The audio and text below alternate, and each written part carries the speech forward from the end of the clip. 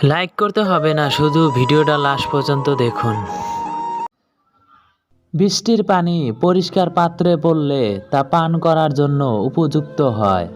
নর্মদায় পড়লে তা পান করা তো দূরের কথা, পা ধুতেও ইচ্ছা করে না। পদ্মপাতার উপর পড়লে তা মুক্তার মতো জলজল করে, ঝিনুকের উপর পড়লে তা খোদ মুক্তাতেই পরিণত হয়। পানি কিন্তু একটাই, তবুও তার সঙ্গীর কারণে এত পার্থক্য হয়। তাই তো বলা হয় সৎসঙ্গে স্বর্গবাস আর অসৎ সঙ্গে সর্বনাশ। তাই সঙ্গী নির্বাচনের আগে সবাই সাবধান হন। আগে খোঁজ খবর নিয়ে দেখেন মানুষটা কেমন।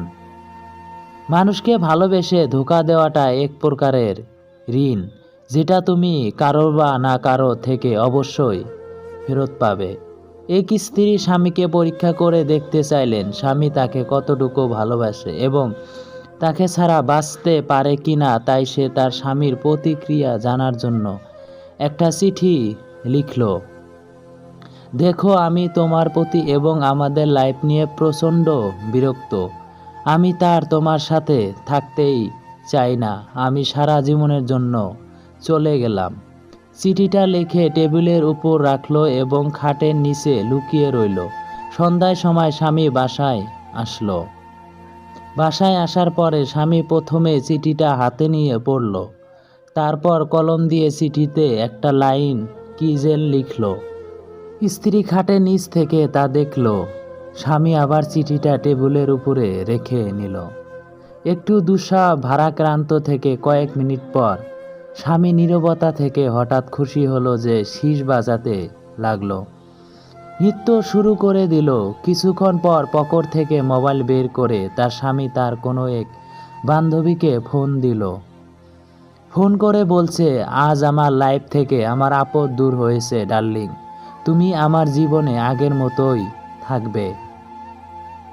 আমার স্ত্রী আমাদের মাঝে আর বাধা হয়ে থাকবে না। তুমি এনি টাইম আমার বাসায় চলে আসবে। এমন অনেক কথা বলার পর স্বামী হাসতে হাসতে ফোন রেখে বাসার বাইরে চলে গেল।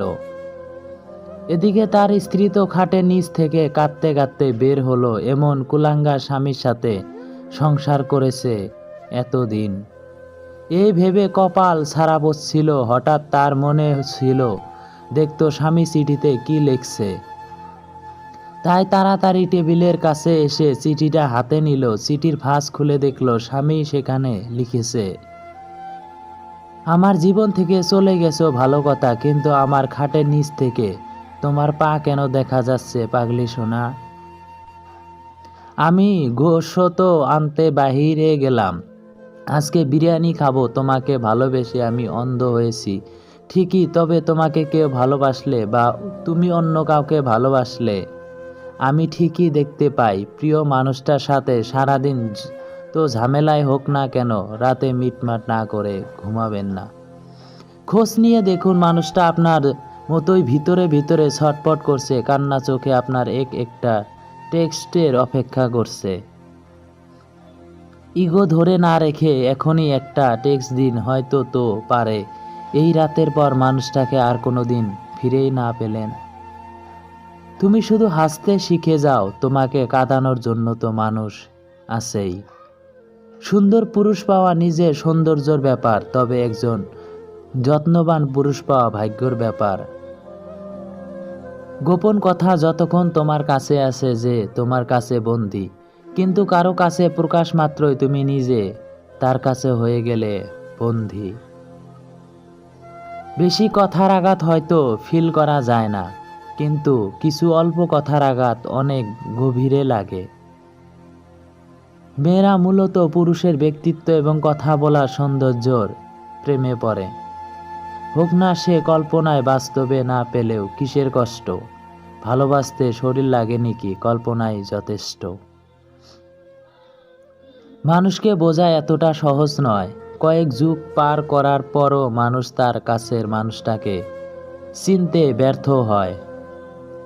এই পৃথিবীতে সেই সবচেয়ে বেশি ধোঁকা খায় যে নিঃসন্দেহে মানুষকে অন্ধের মতো বিশ্বাস করে। কিছু কিছু মানুষকে দেখবেন এরা সব সময় একা থাকে, কারণ সাথে তেমন একটা কথা বলে না।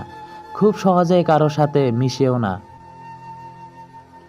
আবার যাদের সাথে মিশে তাদের সাথে অনেক বেশি মিশে যায়, নিজের সবকিছু তাদের সাথে অকপট বলে ফেলে।